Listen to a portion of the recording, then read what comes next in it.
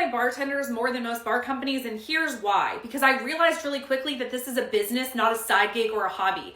When I am paying my employees or my bartenders to go to an event, I don't rely on labor being really inexpensive. I rely on it being effective, and so I retain staff. That being said, everyone that goes to one of my events is guaranteed a minimum of $450.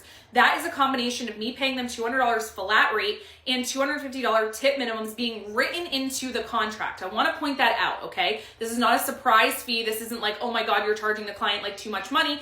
Think about when you go to a restaurant, right? And you have multiple people sitting at a table or a huge party, they automatically add gratuity. Same situation happens here. I automatically have gratuity in my contract that it is a $250 minimum.